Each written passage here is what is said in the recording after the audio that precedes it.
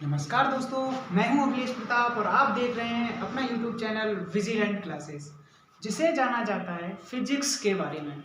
तो आज हम बात करेंगे बेटा चैप्टर नंबर 9 के कुछ इंपॉर्टेंट टॉपिक्स। एनसीईआरटी के थ्रू चल रहा हूं बेटा, ध्यान देना। एनसीईआरटी में चैप्टर नंबर 9 पे हम पूछ करते हैं और चैप्टर नंबर 9 के बारे में हम करने वाले हैं। तो मैं डेरिवेशन पोर्शन कराऊंगा। अब इससे पहले यहाँ से होती है आपकी थ्योरी बहुत ज़्यादा स्टार्ट, ठीक है। यहाँ से थ्योरेटिकल पोर्शन है, थ्योरेटिकल पोर्शन को आपको करना होगा। मैं थ्योरेटिकल पोर्शन यहाँ नहीं करवा पाऊंगा क्योंकि मेरे पास बस टाइम बहुत कम बचा हुआ है, ठीक है। तो आज मैं इसके बारे में करने वाला हूँ बेटा। तो सबसे पहला इसका टॉपिक रखूंगा मैं कौन सा, गोलीय पृष्ठ से परावर्तन, सॉरी गोलीय पृष्ठ से अपवर्तन, ठीक है। प्रकाश का परावर्तन आपके सिलेबस से हट चुका है।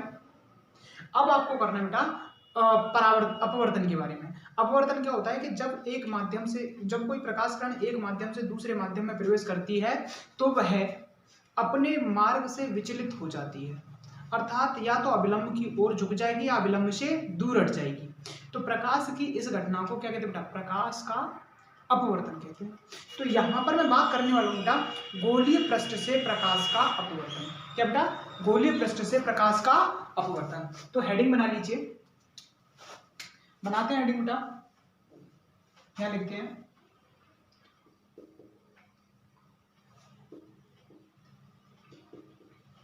गोलीय पृष्ठ से प्रकाश का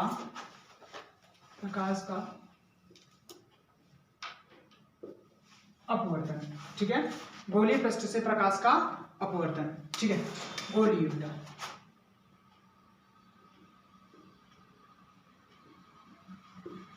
तो देखिए बहुत ध्यान से करना और इतना इंपॉर्टेंट टॉपिक है बेटा, ये बहुत ज्यादा इंपॉर्टेंट है। इस टॉपिक को डेफिनेटली करके जाना। इस टॉपिक से मैं बता रहा हूँ लेंस मेकर सूत्र, लेंस का सूत्र और गोलीय पृष्ठ से प्रकाश के अपवर्तन का सूत्र।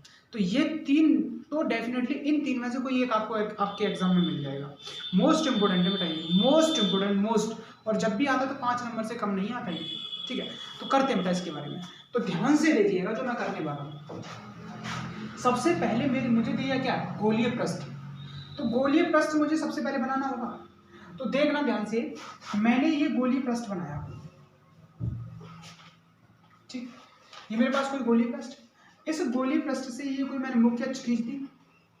मुख्य अक्ष के किसी बिंदु इससे मैंने कोई प्रकाश किरण छोड़ी और ये प्रकाश किरण कुछ इस तरीके से जाएगी और यहाँ कोई आई पॉइंट जहां पर इमेज फॉर्म होगा तो वहां पर जाके टकराएगी। और ये इसका कोई अभिलंब, और अभिलंब कैसे रहता है, इसके पृष्ठ के लंबवत। कैसे बेटा, पृष्ठ के लंबवत रहता है। पृष्ठ के लंबवत कैसे रहेगा, ये इसका कोई केंद्र सी, यहां से यहां तक की त्रिज्या r, यहां से यहां तक की दूरी v, और वस्तु ये मेरे पास क्या कोई वस्तु रखी है o, यहां से यहां तक की दूरी बेटा u, ठीक है। यहां से यहां तक की दूरी u। तो ये वाली बात समझ में आई। तो ये मैंने बनाया चित्र और यहां पर ये जो मेरे पास है इसको कहते हैं अभिलंब। क्या बेटा, अभिलंब, ठीक है। इसको नॉर्मल बोल देते हैं इंग्लिश में, ठीक है। तो इस अभिलंब के साथ मैं देखता हूं, तो मैंने कहा मेरे पास माना ये अल्फा एंगल बन रहा है, ये मेरे पास बीटा एंगल बन रहा है, ये मेरे पास गामा एंगल बन रहा है, और ये मेरे पास अभिलंब के साथ परावर्तित अपवर्तित किरण। ये मैं कह रहा हूं बेटा कौन सी, आपतित किरण, आपतित किरण। तो आपतित किरण के साथ, आपतित किरण अभिलंब के साथ क्या एंगल बनाती है बेटा, आई। और ये वाली मेरे पास क्या बेटा, अपवर्तित किरण। क्या, अपवर्तित किरण। तो जो अपवर्तित किरण होती है वो अभिलंब के साथ बनाती है बेटा कौन सा एंगल, आर, एंगल आर बनाती है, ठीक है। तो ये मेरे पास चित्र समझ में आया आपको। तो मैंने सबसे पहले एक गोलीय पृष्ठ बनाया, गोलीय पृष्ठ से फिर प्रकाश का कोई मैंने क्या लिया, स्रोत लिया। उस प्रकाश स्रोत से मैंने कोई प्रकाश किरण निकाली और वह प्रकाश किरण किस पर आपतित कराई बेटा, मैंने इस गोलीय पृष्ठ पर आपतित कराई। इस गोलीय पृष्ठ ने क्या किया कि इस प्रकाश किरण को सीधा जाना चाहिए, इसने क्या किया, इसको झुका दिया और झुकाकर उसी जो मेरे पास ये मुख्य अक्ष थी, मुख्य अक्ष के किसी एक बिंदु पर जाके टकरा दिया। अब इसके साथ मैंने यहाँ से कोई एक नॉर्मल खींचा, अभिलंब जिसे बोलते हैं, तो मैंने अभिलंब खींचा। आपतित किरण का अभिलंब के साथ कौन रहता है, आई, और आपतित किरण का अपवर्तित किरण के साथ कौन रहता है बेटा, सॉरी, अभिलंब के साथ अपवर्तित किरण का अभिलंब के साथ कौन रहता है, आर। तो ये चीज समझ में आई। अब देखो करते हैं बेटा, एक एक त्रिभुज लेके करेंगे हमको, और बहुत आसानी से इस डेरिवेशन को कर लेंगे और हम पता भी नहीं चलेगा कब डेरिवेशन हो गई, है ना। तो देखिए बेटा करते हैं हम इस डेरिवेशन को। तो देखिए सबसे पहले मैं देखूं त्रिभुज, यहां से मैं कोई एक लंब डाल दूं, मैंने ये लंब डाला और मैं नाम दे दिया इसको पी, ठीक। अब देखो त्रिभुज ओ पी, और इसको नाम दे दूं कोई एम, एम पॉइंट दे दिया मैंने। तो देखो त्रिभुज ओ पी एम से, ओपीएम कौन सा है, ये वाला। ओपीएम में क्या है,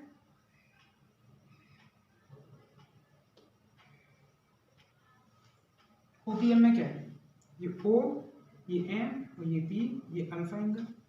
बोली कोई दिक्कत क्या, मैं इसमें एक रिलेशन लगा सकता हूं, कौन सा, ये मेरे पास लंब और ये आधार, लंब और आधार का एक रिलेशन होता है, लंब बटे आधार होता है टेन का।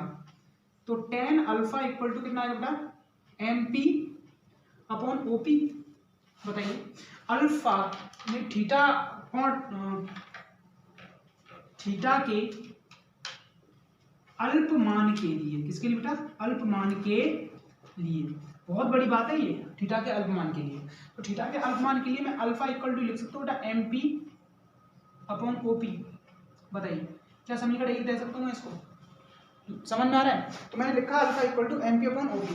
अब थीटा के अल्पमान के लिए जो मेरे पास टेन अल्फा होता है, ध्यान से देखना, यहाँ देखना, थीटा के अल्पमान के लिए मेरे पास टेन थीटा इक्वल टू किसके बराबर होता है, थीटा के। क्यों, क्योंकि मुझे पता है टेन जीरो की वैल्यू कितनी रहती है बेटा, जीरो। जितना कोण उतनी वैल्यू, अल्प का मतलब छोटी, अल्प का मतलब छोटी चीज। अब यानी जीरो, मैंने साइन जीरो में देखा तो साइन जीरो की वैल्यू कितनी होती है, जीरो, यानी जितना कोण उतनी ही वैल्यू। बताइए जितना कोण उतनी वैल्यू है कि नहीं, हाँ, जैसे साइन जीरो की वैल्यू जीरो, तो जितना कोण उतनी वैल्यू। तो यहाँ पर अल्पमान लगाए जाते हैं साइन और टेन में, साइन और टेन में लगाए जाएंगे तो टेन जीरो की वैल्यू भी जीरो होती है और साइन जीरो की वैल्यू भी जीरो होती है। तो इनके लिए अल्पमान लगा सकते हैं मैं। तो मैंने देखा बेटा टेन थीटा की वैल्यू कितनी होती है अल्पमान के लिए, थीटा, अर्थात टेन जीरो की वैल्यू कितने निकालेंगे, जीरो, कुछ इस तरीके से, है ना। तो यहाँ पे मैंने देखा टेन में अल्फा के अल्पमान के लिए, तो कितना आएगा, alpha equal to M P upon O P. Equation मैंने फर्स्ट का। अब सेकंड त्रिभुज देखिए बेटा, त्रिभुज एम पी सी से, एम पी सी, तो एम पी सी क्या है, ये मेरे पास गामा एंगल, ठीक है, बोले कोई दिक्कत, ये मेरे पास एम, ये पी और ये सी। अब फिर से लगेगा टेन का, tan gamma equal to M P upon P C. फिर से अल्पमान के लिए बेटा, अल्प कोण के लिए कितना आएगा, गामा इक्वल टू कितना आएगा बेटा, M P upon P C. समीकरण नंबर 2, कोई दिक्कत नहीं होनी चाहिए। अब देखो एक और त्रिभुज बन रहा है मेरे पास, कौन सा, एम पी आई, त्रिभुज एम पी आई से, एम पी आई क्या बन रहा है, ये आई पॉइंट यहाँ पर, ये एम और ये पी, और यहाँ पर कोण बन रहा है कितना बेटा, बीटा। तो फिर से लग जाएगा बेटा टेन बीटा का, M P upon P I. तो M P upon P I, तो फिर से वही बात लिखी बेटा, अल्पमान के लिए, किसके लिए, अल्पमान के लिए। तो अल्पमान के लिए बीटा इक्वल टू कितना आएगा बेटा मेरे पास, M P upon P I. Equation number कौन सी कहूँगा बेटा, थर्ड कहूँगा। बताइए कोई दिक्कत हुई यहाँ से, ये मैंने इक्वेशन बनाई है, बहुत काम की चीज़ है बेटा, ध्यान देना इन पर, ठीक। अब देखिए ये मेरे पास इक्वेशन आई। अब फिर से त्रिभुज देखिए बेटा, यहाँ पर इतने त्रिभुजों के बाद मन भी नहीं भरता। अभी और त्रिभुज देखिए, त्रिभुज ओ सी एम से, इसे बेटा ओ सी एम से, ओ सी एम को देखिए, कंस्ट्रक्ट बनाते हैं बेटा ओ सी एम को। ओ सी एम क्या करें हमसे,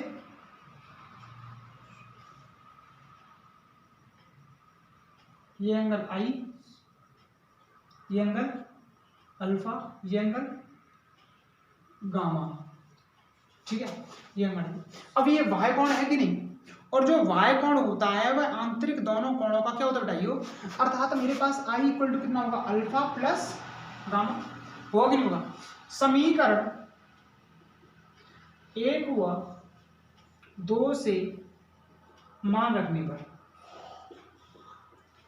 ठीक है, 1 व 2 से मान रखेंगे गामा के, अल्फा और गामा के। तो देखिए I इक्वल टू मेरे पास अल्फा की वैल्यू कितनी है बेटा, MP upon OP, MP upon OP plus gamma की वैल्यू कितनी बेटा, MP upon PC। Equation number 4 तक कोई दिक्कत नहीं होनी चाहिए।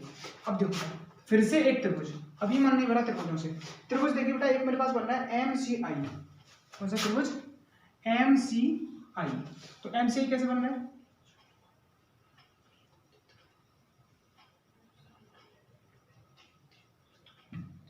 ये एंगल बीटा, ये एंगल R, ये एंगल गामा। अब देखो जो गामा एंगल है वो आंतरिक बने दोनों कोणों का योग होगा कि नहीं होगा। अर्थात मेरे पास गामा इक्वल टू कितना आएगा, R प्लस बीटा। अगर R मुझे ज्ञात करनी है तो मैं करूंगा बेटा गामा माइनस बीटा। गामा तथा बीटा का मान रखने पर देखो R इक्वल टू कितना आएगा मेरे पास, गामा का मान कितना, MP, गामा का मान ये तो ना MP upon PC, minus beta का मान कितना बेटा मेरे पास, MP upon PI, MP upon PI। बोलिए समीकरण नंबर 5, ठीक है, समीकरण नंबर 5। अब देखो यहां से होता है असली खेल चालू। यहां तक तो हमने बस वैल्यूज दिखाई, असली खेल तो यहां से स्टार्ट होगा। देखना स्नेल के नियम से, स्नेल के नियम से। स्नेल का नियम क्या है, साइन I बट्टे साइन R इक्वल टू होता है बेटा N2 बट्टे N1। थीटा के अल्पमान के लिए, जैसे मैंने जस्ट अभी बताया, थीटा के अल्पमान के लिए साइन I इक्वल टू कितना हो जाएगा I, और साइन R इक्वल टू कितना हो जाएगा बेटा R। अर्थात I upon R equal to N2 upon N1। Cross multiply करेंगे N1I बराबर N2 R।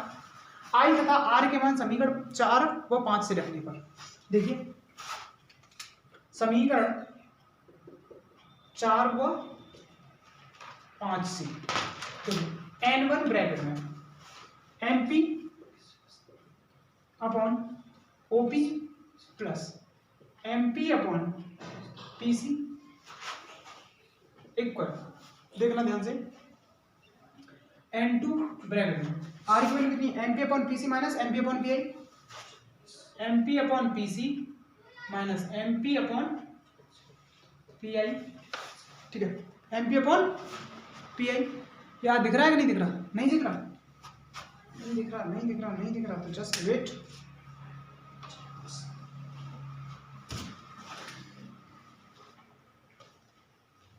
देखना N1 ब्रैकेट में MP अपॉन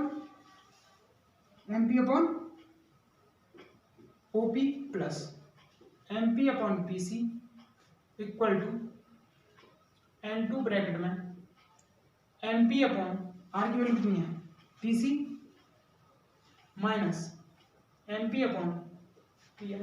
अब तो दिख रहा है, अब दिख रहा है, कॉमन ले लेंगे MP को, तो N1 MP ब्रैकेट में 1 upon OP plus 1 upon PC equal to, यहां से भी कॉमन ले लेंगे बेटा MP को, N2 MP ब्रैकेट में 1 upon PC minus 1 upon PI।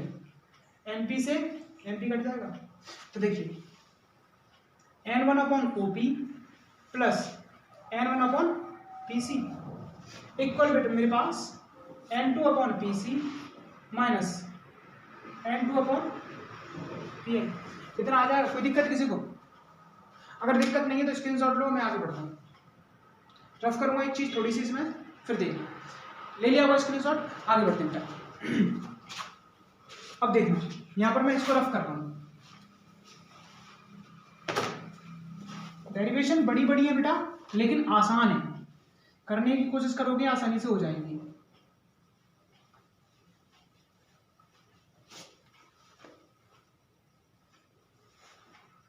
बस अपना मैथमेटिकल पोर्शन मजबूत रखना है यहाँ पे एंगल्स पे, तो वो अगर तुमने निकाल लिया तो तुम्हारे पास कुछ नहीं बचता है। मैंने लिखा समीकरण बेटा n1 upon OP plus n1 upon PC equal to n2 upon PC minus n2 upon PI। ये तो है मेरे पास। अब देखो PC को एक तरफ कर देते हैं और बाकी सबको एक तरफ, यानी इसको मैं इधर ले आऊँ, इसको इधर ले जाऊँ PC को, तो n1 अपॉन OP ये माइनस PI इधर आ जाएगा plus n2 upon PI equal n2 upon PC minus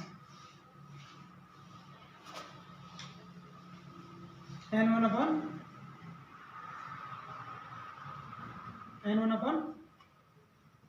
PC। अब देखो मेरे पास वैल्यूज लगाते हैं, ध्यान देखना, वैल्यूज लगाएंगे तो देखो OP मेरे पास कितना है, चित्र पर देखो OP U, बट ये लेंस के इस साइड में, तो इस साइड वाली चीजें आती है बेटा माइनस में, इस दर्पण के इस साइड में है तो ये वाली चीज कैसे आएगी बेटा माइनस में, ठीक है। अब PI मुझे देखना है, तो PI कितना है V, अब Q इससे ये इस साइड है तो इसलिए कैसे रहेगी बेटा पॉजिटिव, है ना, साइन कन्वर्जन है तो उस चीज को देखना भी। अब मैंने देखना बेटा PC कितना रहेगा मेरे पास, बचता है PC, तो PC क्या मेरे पास त्रिज्या है R, बताओ त्रिज्या भी दी है इधर ही है R है, कोई दिक्कत, तो मेरे पास OP माइनस U होता है, PI V होता है, PC R होता है। वैल्यू लगाएंगे n1 अपॉन OP की वैल्यू कितनी है माइनस का U plus n2 upon V, ठीक है, equal to n2 upon R minus n1 upon R। अब देखो यहां से मैंने इसको ऐसे लिख सकता हूँ बेटा n2 upon V minus n1 upon U, LCM हो जाएगा R, तो यहाँ पे लिख सकते हो बेटा n2 माइनस n1, बोलिए ये हो गया मेरे पास किसका सूत्र, गोलीय पृष्ठ से प्रकाश का अपवर्तन का सूत्र, ठीक है। तो मैंने क्या बेटा गोलीय पृष्ठ से प्रकाश के अपवर्तन का सूत्र कितना आता है, ये आपके सामने लिखा है n2 upon V minus n1 upon U equal to n2 minus n1 upon R। अब देखो n1 क्या है यहाँ पे, n1 ये अपवर्तनांक है, ठीक है, पहले माध्यम का अपवर्तनांक, ये n1 दूसरे माध्यम का, सॉरी n2 दूसरे माध्यम का अपवर्तनांक, n1 पहले माध्यम का अपवर्तनांक, n2 दूसरे माध्यम का अपवर्तनांक, n1 पहले माध्यम का अपवर्तनांक। अपवर्तनांक बोले तो देखो इधर ये माध्यम n1 है और ये कांच का कोई है, तो इसका मैंने मान लिया बेटा कितना n2 माध्यम, ठीक है, n2 माध्यम का मेरे पास कोई एक गोलीय पृष्ठ था। अब मैंने देखा बेटा यहाँ पर V क्या है, गोलीय पृष्ठ से प्रतिबिंब की दूरी, U क्या है, गोलीय पृष्ठ से वस्तु तक की दूरी, ठीक है, V क्या है, गोलीय पृष्ठ से प्रतिबिंब तक की दूरी, U क्या है, गोलीय पृष्ठ से वस्तु तक की दूरी, ठीक है। इसके बाद R क्या है, गोलीय पृष्ठ की वक्रता त्रिज्या, R क्या है, गोलीय पृष्ठ की वक्रता त्रिज्या, ठीक है। तो स्क्रीनशॉट लो, इसके बाद हम आगे बढ़ते हैं, ठीक है बेटा, स्क्रीनशॉट ले लिया होगा, आगे बढ़ते हैं अगले टॉपिक पे। देखो करते बेटा लेंस के सूत्र के बारे में। अब देखो सबसे पहले लेंस को समझते हैं। लेंस मेरे पास दो प्रकार के होते हैं, एक उत्तल लेंस और एक अवतल लेंस। क्या, एक उत्तल लेंस और एक अवतल लेंस। तो हम बात करते हैं बेटा लेंस के सूत्र के बारे में। तो सबसे पहले लेंस के सूत्र के बारे में बात करेंगे तो सबसे पहले क्या बनाएंगे, चित्र बनाएंगे, जो भी चित्र होगा देखना बेटा। सबसे पहले एक चित्र बनाते हैं। मेरे पास एक क्या, मेरे पास एक उत्तल लेंस ले रहा हूं मैं,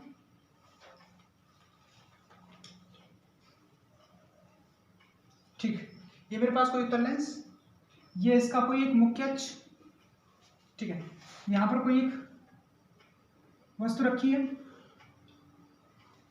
ठीक है, यहां पर कोई एक वस्तु रखी है, वस्तु नहीं दिख रही, अच्छा देखना,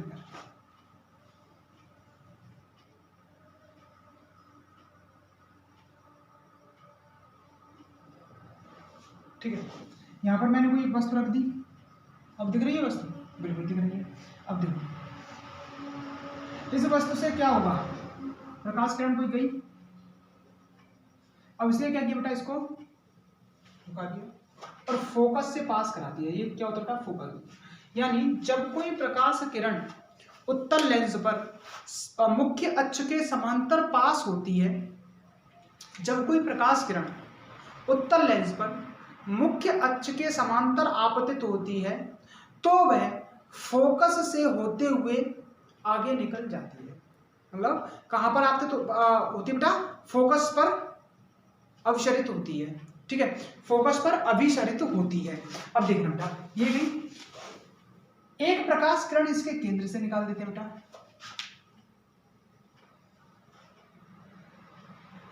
जहां पर ये कट करता है वहां पर क्या बनता है? प्रतिबिंब बनता है। ठीक है, ये प्रकाश किरण माना यहां पर इस बिंदु पर क्रॉस करिए एक दूसरे को, तो जब इस बिंदु पर क्रॉस की, थोड़ा सा अजीब बन गया चित्र, मैं बना रहा हूं दोबारा से, देखना बेटा ध्यान से, चित्र को दोबारा बना रहा हूं पूरा कंप्लीटली।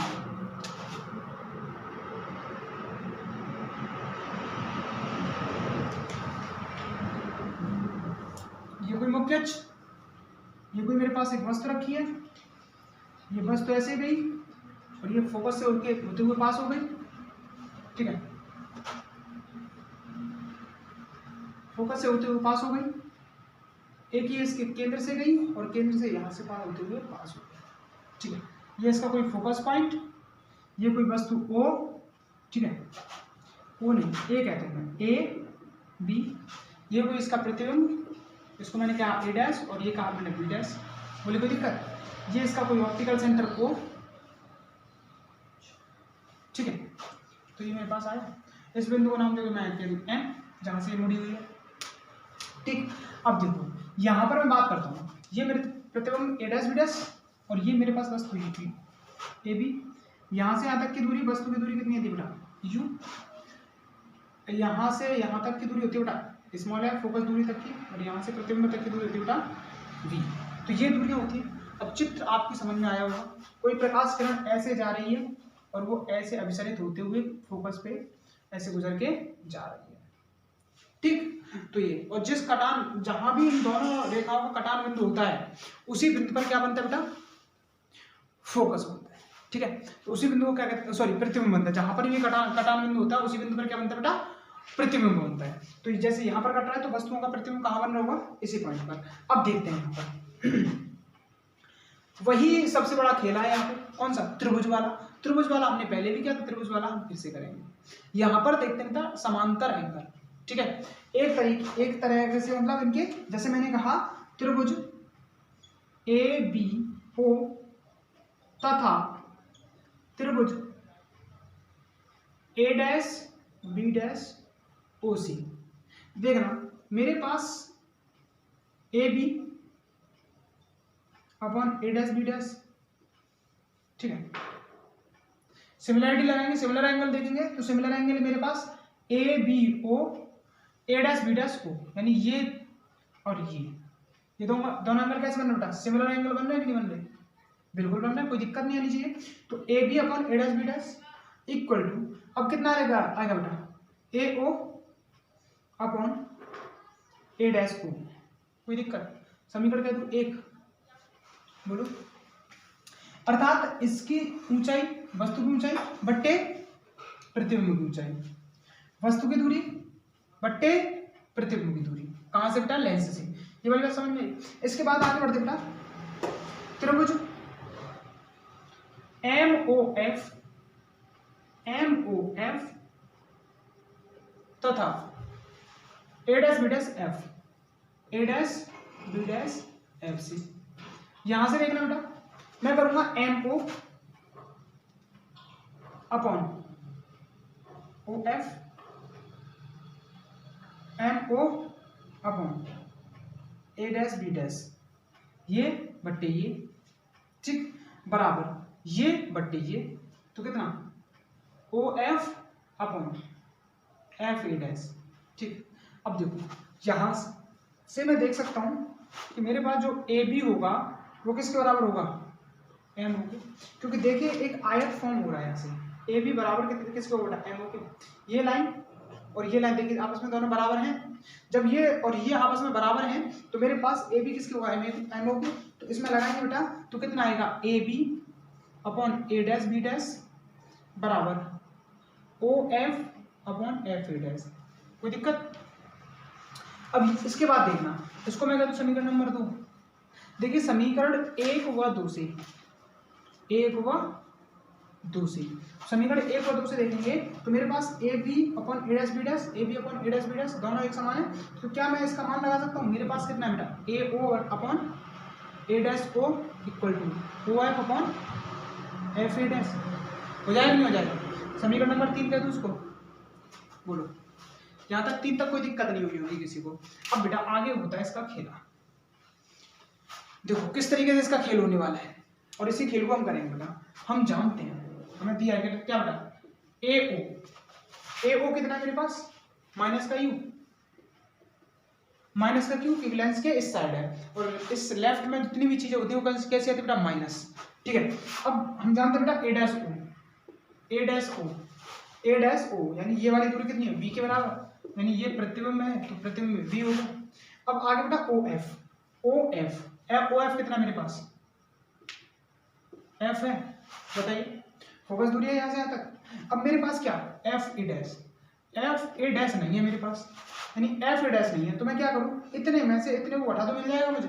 अर्थात मैं एफ ए डैश को मैं कर सकता हूँ A dash O minus O F, बोलिए कर सकता हूँ कि नहीं, कर सकता हूँ। तो F A dash equal to A O कितना है मेरे पास, वी, और ओ एफ कितना है मेरे पास, एफ। ये आ गए सभी मान उपरोक्त सभी मान समीकरण 3 में रखने पर, ठीक है, उपरोक्त सभी मान समीकरण 3 में रखने पर। समीकरण 3 में रखने पर समीकरण 3 ये है, ए ओ का मान कितना है मेरे पास, माइनस की यू, ए डैश ओ का मान कितना बेटा, अपॉन बी, बराबर ओ एफ का मान कितना है मेरे पास, एफ, और एफ ए डैश का मान कितना बेटा, बी माइनस के एफ। कोई दिक्कत? अब यहां से क्रॉस मल्टीप्लाई करेंगे तो कितना है बेटा, minus K you into we plus K you into F. इतनी छोटी चीज ना सिखानी पड़े कि ये गुणा भी क्रॉस मल्टीप्लाई करनी पड़े। तो माइनस का यू से वी से करेंगे तो माइनस के यू भी प्लस इसका माइनस माइनस प्लस और यू एफ होगा, और इधर कितना हो जाएगा बेटा, वी एफ। ठीक है, अब देखो यू वी एफ से दोनों पक्षों में भाग करने पर minus K U B upon U B F plus K U F upon U B F equal to V F upon U B F. बोले कोई दिक्कत? अब काट लेते हैं यहाँ पे, यू बी से यू बी कट जाएगा, यू से यू कट जाएगा, एफ से एफ कट जाएगा, वी से वी, एफ से एफ। कोई दिक्कत? जो बचा मैं वहां लिख ले रहा हूं रेड वाले से। ठीक है, तो देखो जो बच रहा है, कितना बच रहा है, इधर से बच रहा है माइनस का 1 अपॉन एफ, यहां से बच रहा है 1 अपॉन वी, और यहां से बच रहा है बेटा 1 अपॉन यू। ठीक है, तो यहां से लिखेंगे बेटा इस 1 अपॉन एफ को इधर ले जाएंगे और इस 1 अपॉन यू को इधर ले आएंगे, तो 1 upon V minus 1 upon U equal to 1 upon कितना हो जाएगा बेटा, एफ। यही तो होता है लेंस का सूत्र, जिसको मैं ऐसे भी लिख सकता हूँ 1 upon F equal to 1 upon V minus के 1 अपॉन यू। ठीक है, यही तो होता है लेंस का सूत्र। बताइए, दर्पण के सूत्र में बीच में प्लस होता है, लेकिन दर्पण का सूत्र करना नहीं, हट गया तुम्हारे टॉपिक से। ठीक है, हम करने वाले लेंस के सूत्र के बारे में। तो लेंस के सूत्र में क्या रहता है बेटे, बीच में माइनस और दर्पण में प्लस। याद रखना, लेंस में माइनस, दर्पण में प्लस। ठीक है, तो ये वाली बात समझ में आई आपको? ये बहुत इंपॉर्टेंट है, तो स्क्रीनशॉट ले लो इसका। ठीक है बेटा, स्क्रीनशॉट ले लिया होगा, है ना? अब आशा करते हैं बेटा इतनी चीज आपको बहुत अच्छे से समझ में आई है। ठीक, तो अगले टॉपिक की ओर बढ़ते हैं, और अगले टॉपिक की ओर बढ़ते 4 डेरिवेशन कंप्लीट कराऊंगा इसमें आज। ठीक है, और चारों डेरिवेशन आपको करके जरूर जानी है, हर हालत पे करके जानी है। तो ये चीज समझ में आई, तो देखो रुकते हैं थोड़ी देर के लिए, तब तक मैं रफ करता हूं उसको। ठीक है, देखिए करते बेटा लेंस मेकर सूत्र के बारे में। अब हम करेंगे लेंस का निर्माण। ठीक है, लेंस का सूत्र हमने पढ़ लिया क्या होता है। अब हम करने वाले हैं बेटा लेंस के निर्माण के बारे में। ठीक है, तो जब लेंस का निर्माण करेंगे तो हमें सबसे पहले क्या आना चाहिए, अब जब लेंस बनता है तो दो गोलीय पृष्ठ लगाए जाते हैं, एक इधर से, जैसे मेरे पास लेंस बनाना है मुझे, एक गोलीय पृष्ठ ये और दूसरा गोलीय पृष्ठ ये, तो इस तरीके से बनता है ना लेंस। बोलो, अगर मुझे उत्तल लेंस बनाना है तो उत्तल लेंस के लिए मैं क्या करूंगा, एक गोलीय पृष्ठ ये, एक दूसरा गोलीय पृष्ठ ये, इन दोनों को मैं जोड़ दूंगा तो मेरे पास क्या बन जाएगा, एक लेंस बन जाएगा। तो उसी लेंस के बारे में हम बात करने वाले हैं। तो देखना बेटा, तो लेंस मेकर सूत्र में सबसे पहले हम क्या करते हैं कि एक पृष्ठ लेते हैं, ध्यान देना,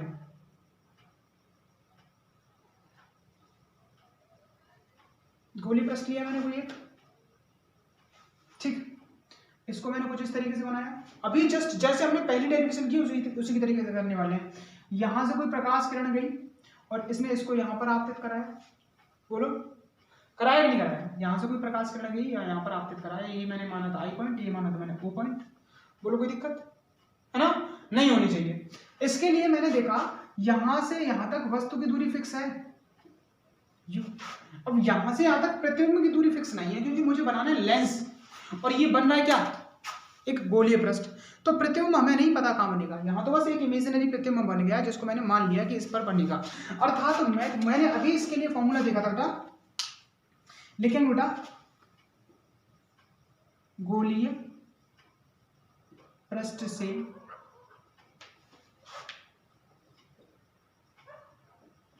के अपवर्तन के सूत्र से, गोलीय पृष्ठ के अपवर्तन के सूत्र से, तो कितना होता है बेटा, n2 upon v minus n1 upon u equal to n2 minus n1 upon r, यही तो था। u v क्या था, प्रतिबिंब की दूरी, u क्या था, वस्तु की दूरी, r क्या था, वक्रता त्रिज्या। मैंने माना इसको, मैंने पहला पृष्ठ माना, इस पहले पृष्ठ की वक्रता त्रिज्या मेरे पास ये कोई पॉइंट, ये c, थोड़ा सा आगे मान लो, ये कोई पॉइंट c, और ये वक्रता त्रिज्या कितनी बेटा, r, यहां से यहां तक की दूरी, कोई दिक्कत, और मैंने इसको कहा r1, कोई तकलीफ नहीं होनी चाहिए किसी को। अब यहां पर मैं देख सकता हूं बेटा कि मुझे प्रतिबिंब की दूरी कितनी बेटा, यहां से, जैसे मैंने इसको नाम दिया a से i हो जाएगी बेटा, प्रतिबिंब की दूरी कितनी हुई ai, वस्तु की दूरी फिक्स है u, और त्रिज्या भी फिक्स है r1, तो यहां पर और किसी में कोई परिवर्तन नहीं होने वाला। ये मेरे पास n1 माध्यम और इसका माध्यम कितना है n2, ठीक, इसका कांच, ये पृष्ठ जो मेरे पास, इस पृष्ठ का अपवर्तनांक कितना बेटा n2, और इस हर जो मेरे पास माध्यम होगा मैंने माना n1, तो मेरे पास सिमिलर वही चीज होने वाली है n2 upon ai minus n1 upon u equal to n2 minus n1 upon r, कोई दिक्कत। अब ये कितना आएगा r1, इक्वेशन कह दो फर्स्ट, बोलो सही है। अब देखना, मैंने इसको बनाया ऐसे, अब मैंने दूसरा जो उधर से लगने वाला है, अब सीधी सी बात है, अब ये ऐसे हो गया, ये लेंस ऐसे तो बनने वाला है बेटा, ऐसे एक साइड का मैंने कर लिया, अब दूसरी साइड का करना है मुझे, तो दूसरी साइड का कुछ इस तरीके से आएगा लेंस मेरे पास, ठीक, ये मेरे पास इसकी मुख्य अक्ष, ये जब मुख्य अक्ष, तो यहां पर कोई वस्तु ऐसे जा रही थी ना, ये कोई प्रकाश किरण ऐसे जा रही थी, अब ये क्या करेगा, उस प्रकाश किरण को और झुका देगा नीचे की, बोलो। अब कोई दर्पण मैं लगाऊंगा, ये ऐसे करके, ये जा रही थी ऐसे, अब मैंने एक दर्पण और लगा दी तो ऐसे झुक जाएगी कि नहीं झुक जाएगी, बोलो। सघन से कहाँ जा रही है बेटा, विरल में जा रही है, तो जब सघन से विरल में जाएगी तो क्या बेटा, अभिलंब से दूर हटती हुई जाएगी, तो अभिलंब इधर होगा, अभिलंब से दूर हटेगी। अब देखो इसका अपवर्तनांक कितना था, बस यही चीज समझनी है बेटा, यहाँ पर इसका अपवर्तनांक n2 था और इधर कितना था बाहर n1 था, n2 n1 n2 और इधर भी कितना होगा n1। तो मेरे पास जब ये है तो इसने ही तो झुकाया किसको, ये आई, और ये मेरे पास कोई पॉइंट a, क्योंकि बहुत पतला होगा तो एक ही पॉइंट पर माने जाएंगे ये लगभग, ठीक है। तो ये इसका n2, अब जा कहां से रहा बेटा, n2 से n1 में जा रहा है, ध्यान देना बेटा, कहां से n2 से n1 में, और यहाँ कहा था n1 से जा रहा था किसमें बेटा, n2 से पास होते हुए, n1 से जा रहा था किसमें n2 में, और यहाँ पर n2 से जा रहा है किसमें बेटा n1 में, उल्टा है। तो जस्ट अपवर्तनांक अपवर्तित हो जाएंगे इस फॉर्मूले के। तो जब इस फॉर्मूले के लिए बात करूंगा तो मेरे पास कितना आएगा बेटा, n1 upon v minus n2 upon u equal to n1 minus n2 upon r, ये फॉर्मूला रहेगा।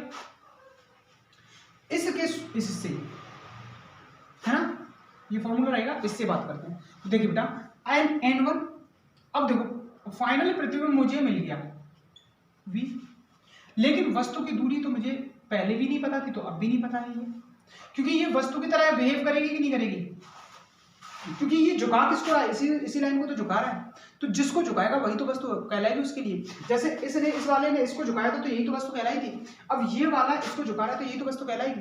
बोलो सही है कि नहीं? अब अगर इसको झुका रहा है तो मेरे पास v इक्वल टू मेरे पास सही है, लेकिन u इक्वल टू यहाँ पर कितना है, ai।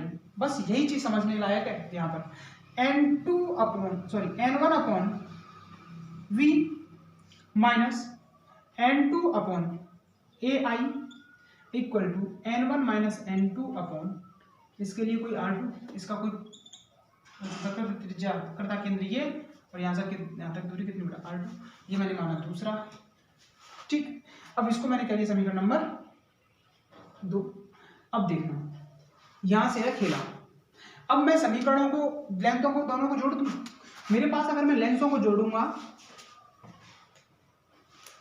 ठीक है, जब लेंसों को जोड़ूंगा तो कुछ इस तरीके से आकृति बनेगी।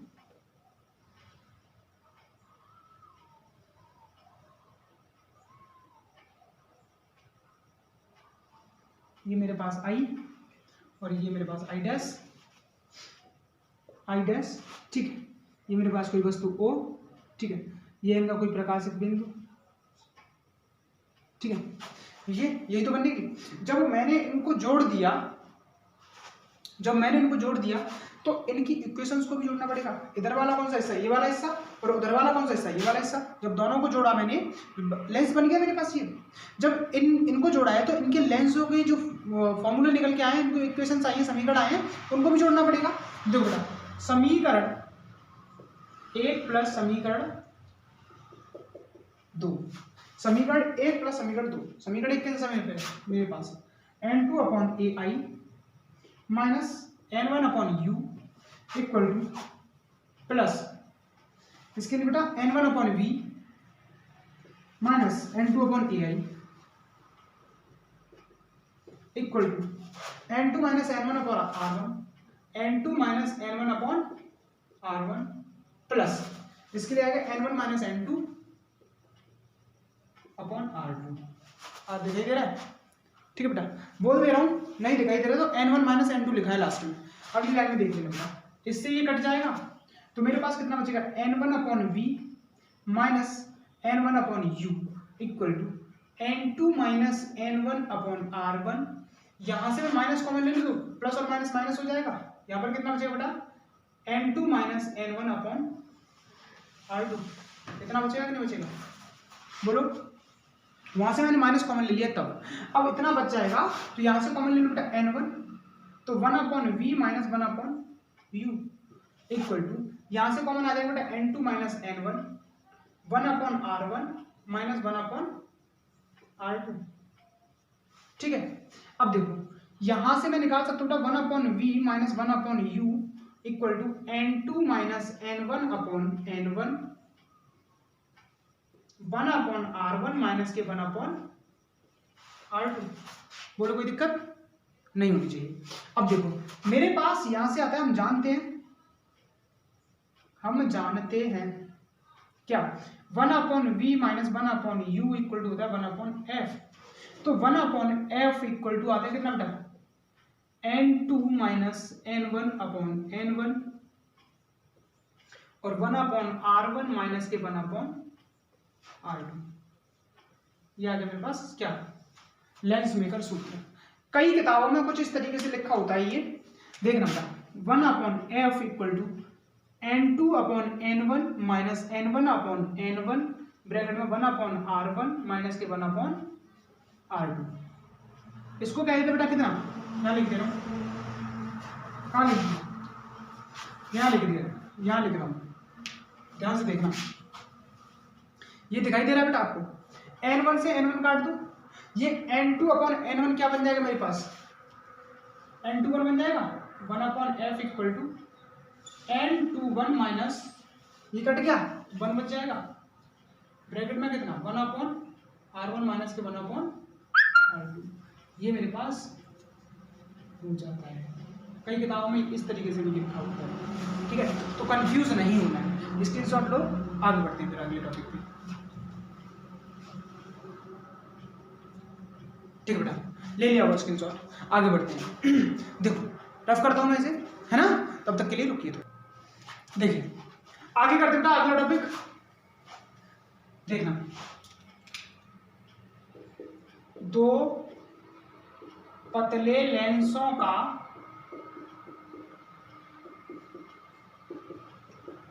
संयोजन, ठीक है, दो पतले लेंसों का संयोजन, ये भी आसान टॉपिक है, उसी से रिलेट कर रहा है, इसलिए मैं इसी वीडियो में करा रहा हूं। देखना, दो पतले लेंसों का संयोजन करूंगा। मेरे पास एक लेंस ये, ध्यान देना, बिल्कुल सिमिलर करने वाला हूं। पहला लेंस ले रहा हूं बेटा,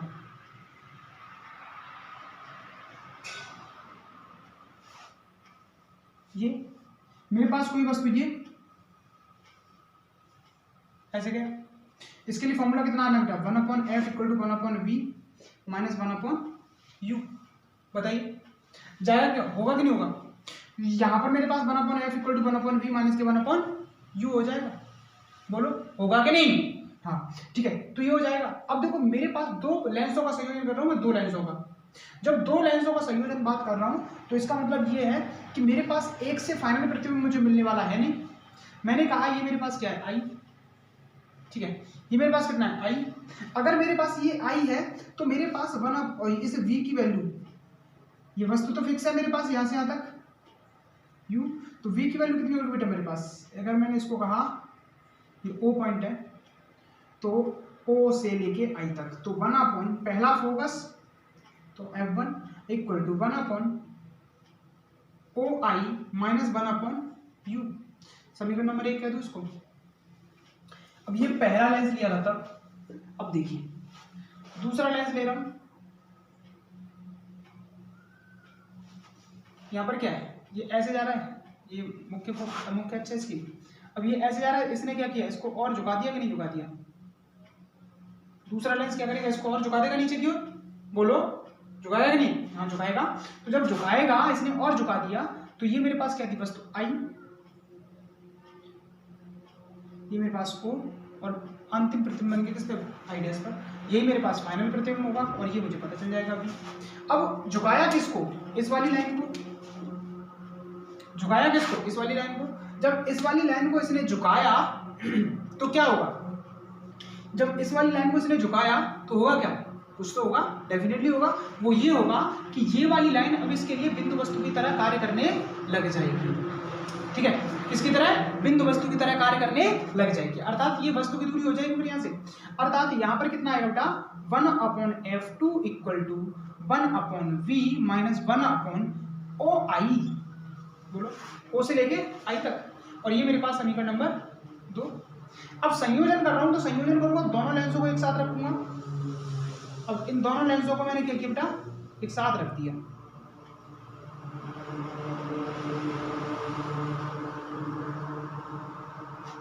ठीक है, अब यहां से कोई प्रकाश किरण ऐसे जाएगी और ये ऐसे कर देगा इसको, और ये और झुका देगा इसको, ठीक, ये झुका दिया। ये मेरे पास O वस्तु कोई बिंदु वस्तु O, ये प्रतिबिंब I, और यहाँ पर मिल गया किस पर बैठा, I डैश पर, और ये इसका फाइनल प्रतिबिंब V, ठीक है। यहाँ से यहाँ तक की दूरी कितनी बेटा, U, यहाँ से यहाँ तक की दूरी कितनी बेटा, U। अब देखना है यहाँ पे, जब इनका संयोजन किया तो दोनों इक्वेशंस का भी संयोजन किया जाएगा। तो समीकरण 1 व 2 को जोड़ने पर, ठीक है, समीकरण 1 व 2 को जोड़ने पर, तो समीकरण 1 और 2 को जोड़ेंगे तो मेरे पास एक कौन सा है, ये वाला, तो 1/f1 + 1/f2, बोलो सही है कि नहीं, equal to 1/OI - 1/u plus 1/v - 1/OI, ठीक है। तो 1/OI से 1/OI कट गया, तो कितना बचेगा, 1/f1 + 1/f2 इक्वल टू कितना बचता है, 1/v - 1/u। हम जानते बेटा लेंस के सूत्र से ये भी क्या होता है, 1/v - 1/u इक्वल टू क्या होता है, 1/f। तो 1/f इक्वल टू कितना है बेटा, 1/f1 + 1/f2, ये समीकरण बन जाएगा। यदि मेरे पास n लेंस रखे हो तो n लेंस के लिए क्या बनता है बेटा, 1/f equal to 1/f1 + 1/f2 + 1/f3 plus dot dot dot 1/f n, ये बन जाएगा मेरे पास। बताइए, है ना। अब लेंस की शक्ति की बात करें बेटा, लेंस की शक्ति या क्षमता, ठीक है। तो इसके लिए आता है P इक्वल टू होता है 1/f। कितना होता है? P इक्वल टू 1/f, ठीक है। तो मैं लिख सकता हूँ बेटा P बराबर 1/f1 P1 plus P2 plus P3 plus dot dot dot plus Pn। Lens की आवर्धन क्षमता जो होती है m, इसके लिए करते हैं बेटा m1 m2 m3 dot dot dot mn, ठीक है। ये मेरे पास हो जाएंगे। बताइए कोई दिक्कत? हाँ, इसमें एक चीज और रहेगी, आवर्धन क्षमता रहेगी लेंस की, ठीक है। तो वो होता है बेटा प्रतिबिंब की ऊंचाई बट्टे वस्तु की ऊंचाई, ठीक है। तो प्रतिबिंब की ऊंचाई बट्टे वस्तु की ऊंचाई वो करेंगे हम कल की वीडियो में। तो आज की वीडियो रखते हैं हम इतनी ही। तो आज हमने मोस्ट इंपोर्टेंट डेरिवेशंस को कंप्लीट किया इस चैप्टर में। तो इस चैप्टर की सबसे पहले मैंने करा बेटा गोलीय पृष्ठ से प्रकाश का अपवर्तन, फिर मैंने कराया बेटा लेंस का फॉर्मूला, फिर मैंने कराया बेटा लेंस मेकर फॉर्मूला, फिर मैंने कराया आपको दो पतले लेंसों का संयोजन। आप स्क्रीनशॉट ले लो पहले इसका, ठीक है, ले लिया। तो मैंने यहां पर आज 4 डेरिवेशन कंप्लीट किए वीडियो में। ये चारों डेरिवेशंस इतनी इंपॉर्टेंट है बेटा कि इस सिलेबस का एक तरह से ये समझ लो इसकी आत्मा है ये वाली डेरिवेशंस। तो इस चैप्टर की आत्माओं को मैंने कर दिया। अब इसके थोड़े से बॉडी सिस्टम रह गया, उसको भी कर देंगे, वो कल की वीडियो में कर देंगे। परसों की वीडियो में चैप्टर नंबर 9 कर देंगे, उसके बाद हम 10 खत्म कर देंगे। उसके बाद क्या, फिर तो डेरिवेशन पोर्शन है ही नहीं, फिर तो थ्योरी का पोर्शन है, तो उधर तो तुम कर ही लोगे, उसमें कोई दिक्कत नहीं है, ठीक है। तो जैसा मैंने कहा था वैसे वैसे मैं चल रहा हूँ। अगर बीच में 2-3 दिन की छुट्टियां ना होती घर में फंक्शन के कारण, तो मैं डेफिनेटली इसको आसानी से और अच्छे से कर लेती, ठीक है। तो बस मैं क्या करूँ, मेरे पास भी थोड़ी सी मजबूरियाँ थी जिसके लिए वीडियो डिस्टर्बेंस हुई। तो आज हमने इनको किया, तो आप देखना जरूर मेरे भाई, इसको मेहनत कर रहा हूँ, तो आप लोग भी थोड़ा सा मेहनत करिए मेरे साथ। अगर आप लोग मेहनत नहीं करोगे, आप वीडियो नहीं देखोगे, मैं बना के डालता रहूँ, आप देखो ना, तो फिर क्या फायदा है इस वीडियो का, है ना। तो अभी कुछ है तो नहीं, तब भी आप लोग नहीं देख रहे हो। मैं तुम्हारे एग्जाम के लिए कितनी मेहनत कर रहा हूँ, नाइट भर जाग रहा हूँ, 11 बजे तक वीडियो बना रहा हूँ, 12 बजे तक वीडियो बना रहा हूँ, ना नाइट देख रहा हूँ ना दिन देख रहा हूँ। आप लोग फिर भी वीडियो को नहीं देख रहे। इसमें मेरा तो कुछ फायदा है नहीं, आप लोगों का ही फायदा है। आपको डेरिवेशंस मैं गारंटी लेता हूँ, इससे आसान तरीके से कोई करा जाए तो आके मिल लेना बेटा। बहुत मेहनत की है तब मैंने ये डेरिवेशंस दिए आपको, ध्यान रखना। इससे आसान नहीं हो सकती डेरिवेशंस, कितनी भी कोशिश कर लो इससे आसान नहीं कर सकते हो, नहीं हो सकती। तो इसीलिए तो कह रहा हूं बेटा कि इन डेरिवेशंस को आप करिए। मैंने डेरिवेशन सेशन को कंप्लीट किया है, बहुत अच्छे से कंप्लीट किया है, मैं भी जानता हूं कितनी मेहनत की है मैंने। तो मेरे साथ आप लोग भी थोड़ी सी मेहनत करिए, है ना। करनी है बेटा मेहनत, बिना मेहनत के काम नहीं चलने वाला है। जिंदगी में अगर आपको सफल होना है तो मेहनत को तो करना पड़ेगा मेरे भाई। अगर इसी चीज से आप डर गए तो समझो कुछ नहीं होने वाला, मेहनत को करना पड़ेगा, ठीक है। अगर मैंने डेरिवेशंस डाली हैं तो आप देखिए, ये पसीना आ रहा है मुझे, देखो इसका मतलब क्या है, समझ रहे हो कि फैन भी ऑफ है, मैं चला रहा हूं, यहाँ पे खड़ा हूं, वीडियो बना रहा हूं नाइट में, 11 बज रहे हैं, अब बताओ, है ना। तो मैं मेहनत करूँ, वैसे मेहनत करो ना बेटा। दिक्कत क्या है तुम लोगों को? कहीं भी कोई भी दिक्कत आती तो मैंने अपने व्हाट्सएप नंबर यहाँ पर प्रोवाइड कर रखे हैं। मैंने पहले ही कहा था कि जब भी किसी भी डेरिवेशन, किसी भी क्वेश्चन में आपको दिक्कत आए तो मुझे व्हाट्सएप करिए, है ना, व्हाट्सएप करिए। आपको कोई भी तकलीफ नहीं आएगी बेटा, व्हाट्सएप करो तो सही। आपको अगर आपके क्वेश्चन का जवाब ना मिले तब मुझसे कहना। मैं बच्चे को इस तरीके से नहीं रखता बेटा, बांधता नहीं हूं, कंप्लीटली सिलेबस में देने की कोशिश करता हूं। 1 मार्च को पेपर खत्म होने दो, देखो फिर कैसे आएगा। किताबें आ रही है मेरी, डेरिवेशन पोर्शन अलग रहेगा, डेरिवेशन टोटल फिजिक्स की डेरिवेशन होगी मेरी बुक में एक में, और एक बुक होगी उसमें न्यूमेरिकल होंगे टोटल। मेरे हैंड रिटन नोट्स होंगे खुद की, आप लोग उन्हें परचेज करिएगा, देखिएगा जरूर। अभी तो नहीं, अभी मैं लिखने में लगा हूं, मैं तैयार हूं, कर रहा हूं उनको, धीरे धीरे मैं उसको जल्दी ला दूंगा, ठीक है।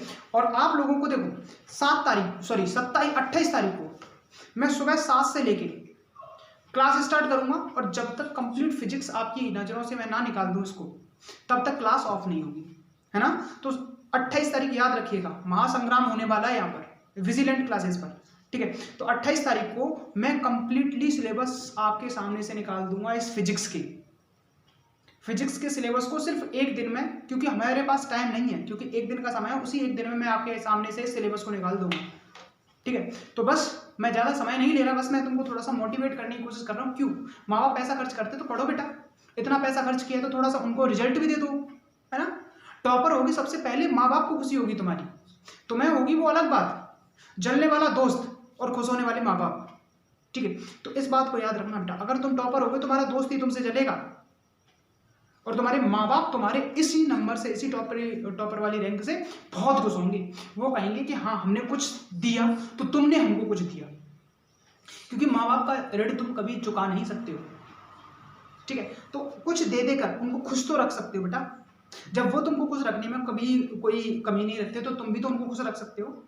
तो बस मैं ज़्यादा कुछ नहीं कहूँगा, तुम समझदार हो, समझ जाओगे खुद, ठीक है। तो बस क्लास रखते हैं इतनी ही, तब तक के लिए देखते रहिए हमारे यूट्यूब चैनल विजिलेंट क्लासेस।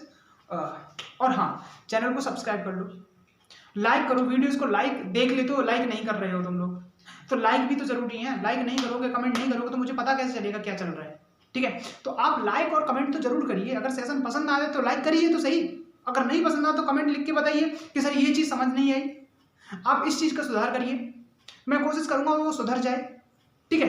तो तब तक के लिए रखते क्लास इतनी, take care, bye bye, love you.